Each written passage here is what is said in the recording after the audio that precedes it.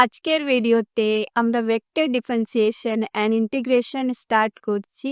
এখানে আমরা এই চ্যাপ্টারের ইম্পর্টেন্ট ডেফিনেশন এবং ফর্মুলাগুলো দেখে নেব। ক্লিয়ার? এই স্লাইডে আমরা দেখে নেব ভেক্টর ফাংশনস কাকে বলা হয়।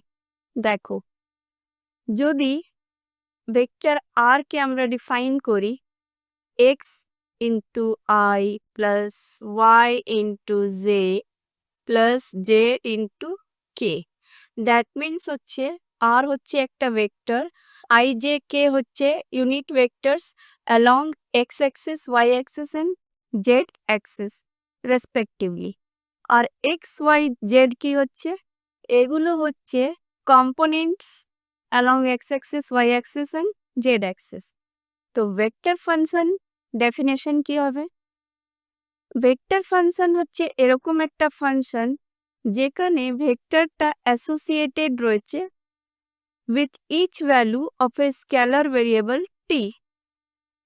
মানে এই যে এখানে ডিফাইন করা হচ্ছে ভেক্টর আর টি, মানে এই ভেক্টরটা ফাংশন হচ্ছে টি এর, যেখানে আর টিকে ডিফাইন করা হচ্ছে x t i plus y t j plus z টিকে, মানে x t y t z t এগুলো হচ্ছে কম্পোনেন্টস অফ ভেক্টর আর ইন আই জে কে।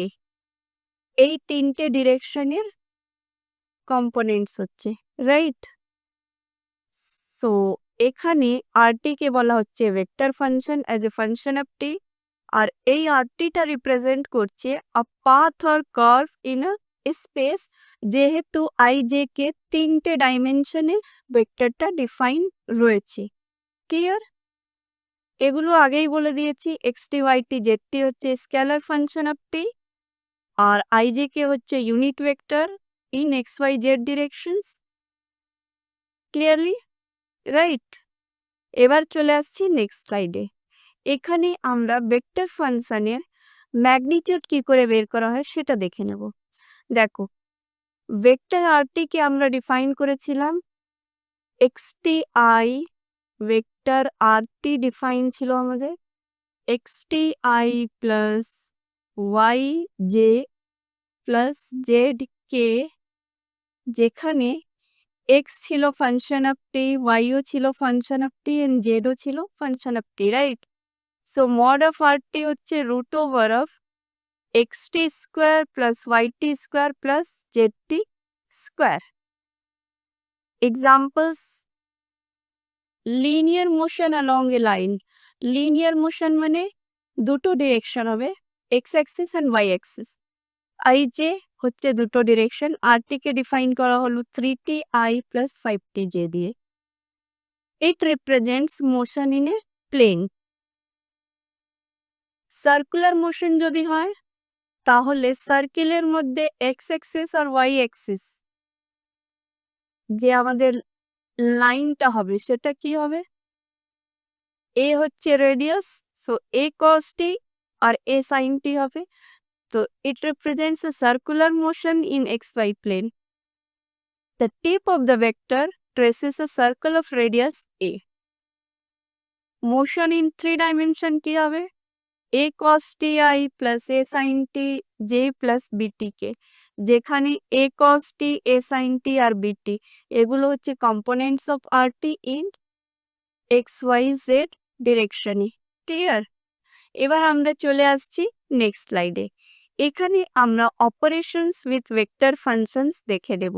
দেখো, যদি আর ওয়ান একটা ভেক্টর ফাংশন হয় যেটাকে আমরা ডিফাইন করছি x one t plus y t j plus z one t k, আর আর টু টি কি হচ্ছে x two t i plus y two t j plus z two t k.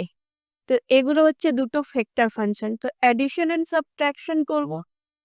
তো r t হচ্ছে r one t plus r two t, আর আর t হচ্ছে r one minus r two t in case of subtraction. এই যে x এর কম্পোনেন্টগুলো একসাথে যোগ হয়ে যাবে, আর যদি সাবট্রাকশন হয় বিয়োগ হয়ে যাবে। সিমিলারলি ওয়াই এর কম্পোনেন্টগুলো একসাথে যোগ হবে যদি এডিশন হয়, সাবট্রাকশন হলে মাইনাস সাইনটা ইউজ হবে। আর জেড এর ক্ষেত্রেও তাই হবে। z1 প্লাস z2 হবে in case of addition, z1 minus z2 হবে in case of subtraction in Z direction, right? এবার চলে আসছি নেক্সট স্লাইডে। এখানে আমরা অপারেশনস উইথ ভেক্টর ফাংশনে সেকেন্ড যে অপারেশন আছে স্কেলার মাল্টিপ্লিকেশন সেটা দেখে নেব। দেখো সি ইন্টু ভেক্টর আরটি কি হবে? ভেক্টর আরটি এখানে আমাদের দেওয়া আছে এক্সটিআই প্লাস ওয়াইটিজে প্লাস জেডটিকে। তো সি দিয়ে যদি গুণ হয়, সি হচ্ছে একটা স্কেলার, প্রতিটা কম্পোনেন্টে সি দিয়ে গুণ হবে, রাইট? ডট প্রোডাক্ট কি হবে? দেখো r1t ইন্টু r2t। r1 হচ্ছে আমাদের এখানে ভেক্টর ফাংশন আর r2 হচ্ছে একটা vector function.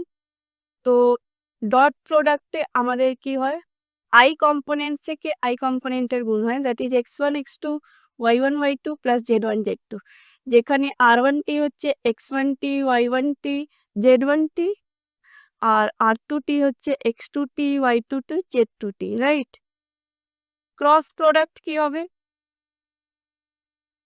ijk unit vector, r1t এর component x1 x2 x3, r2t এর কম্পোনেন্ট y1 y2 y3। এই তিনটে আমরা যদি ডিটারমিনেন্ট বের করি তাহলে আমাদের ক্রস প্রোডাক্টের মান বেরিয়ে যাবে।